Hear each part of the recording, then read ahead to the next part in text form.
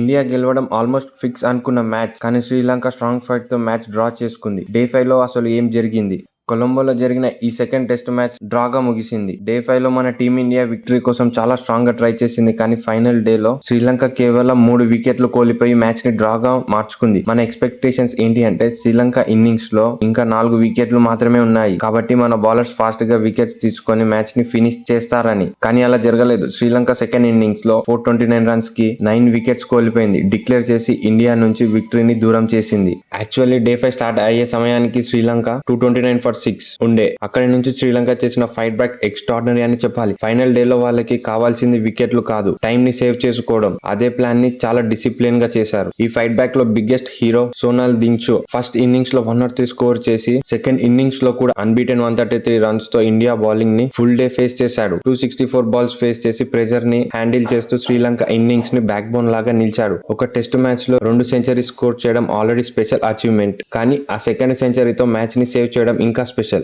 దినుషాకి నవంత ట్రెమాండియస్ support అయితే ఇచ్చాడు. నవంత ఏకంగా 150 బాల్స్ ఫేస్ చేసి 46 రన్స్ స్కోర్ చేశాడు. వీళ్ళిద్దరూ కలిసి 7th వికెట్ కి 112 రన్స్ పార్ట్నర్షిప్ అయితే బిల్డ్ చేసి శ్రీలంకని డేంజర్ జోన్ నుంచి బయటకి తీసుకువచ్చారు. ఇండియాకి ఫస్ట్ సెషన్ లో సింగిల్ వికెట్ కూడా దొరకలేదు. లంచ్ వరకు ఈ పార్ట్నర్షిప్ కంటిన్యూ అవడంతో మ్యాచ్ మొమెంటం కంప్లీట్ గా చేంజ్ అయిపోయింది. నవంత అవుట్ అయ్యాక కూడా దినుషా ఫైట్ కంటిన్యూ చేశాడు. లహీర్ కుమార లోవర్ ఆర్డర్ నుంచి ఇంపార్టెంట్ సపోర్ట్ ఇచ్చాడు. కుమార 90 బాల్స్ ఫేస్ చేసి 12 రన్స్ తో ఆల్మోస్ట్ 15 ఓవర్స్ పాటు దినుషాతో కలిసి గ్రీస్ లో ఉన్నాడు. ఈ పార్ట్నర్షిప్ కూడా ఇండియాకి చాలా వాల్యుబుల్ టైం వేస్ట్ చేసింది. లాస్ట్ కి శ్రీలంక 429 for 9 డిక్లేర్ చేసి మ్యాచ్ ని సేవ్ చేసుకుంది. ఇక్కడ మన బౌలర్స్ ని మాత్రం బ్లేమ్ చేయడం కరెక్ట్ కాదు. ఎస్, డే 5 లో మన బౌలర్స్ ఎక్స్పెక్టేషన్స్ కి తగ్గట్టు వికెట్ రాలేదు, కానీ ఓవరాల్ గా బౌలర్స్ అయితే ఎఫర్ట్స్ పెట్టారు. పిచ్ కూడా బ్యాటింగ్ కి చాలా ఫేవరబుల్ గా ఉంది. ఎస్పెషల్లీ 5th డే వరకు మేజర్ వేర్ అండ్ టియర్ కనిపించలేదు. అట్లాంటి సర్ఫేస్ మీద 4th ఇన్నింగ్స్ లో వికెట్ తీయడం అంత ఈజీ కాదు. దానికి తోడు వెదర్ ఇంటరప్షన్ కూడా ఒక ఇంపార్టెంట్ ఫ్యాక్టర్ గా మారింది. మ్యాచ్ లో వర్షం వల్ల ఇండియా బ్యాటింగ్ మొమెంటం కొన్ని స్టేజెస్ లో డిస్టర్బ్ అయింది. జ్యూరెల్ 95 నాట్అవుట్ దగ్గర ఉన్నప్పుడు సెకండ్ డే లో వర్షం పడ్డది. ఒకవేళ ఫుల్ 5 days డిస్టర్బ్ లేకుండా జరుగుంటే మ్యాచ్ సిచ్యువేషన్ కొంచెం డిఫరెంట్ గా ఉండేదేమో. కానీ టెస్ట్ క్రికెట్ లో ఇట్లాంటి ఫ్యాక్టర్స్ కూడా గేమ్ లో ఒక పార్ట్ అనే చెప్పాలి. ఓవరాల్ గా చూస్తే ఈ డ్రాకి ఒక్క రీజన్ అని చెప్పలేము. Sri Lanka batters incredible fight back అయితే ఇచ్చారు. పిచ్ బ్యాటింగ్ కి సపోర్ట్ చేసింది. వెదర్ ఇంటరప్షన్స్ వచ్చాయి అండ్ ఫైనల్ డే లో మన బౌలర్ లాస్ట్ 4 వికెట్ తీయలేకపోయారు. కాబట్టి కోచింగ్ స్టాఫ్ ని, హెడ్ కోచ్ ని లేదా బౌలర్స్ ని మాత్రం బ్లేమ్ చేయడం కరెక్ట్ కాదు. కానీ రిజల్ట్ మాత్రం డెఫినెట్లీ డిసప్పాయింటింగ్, ఎందుకంటే మ్యాచ్ లో ఆల్మోస్ట్ కంప్లీట్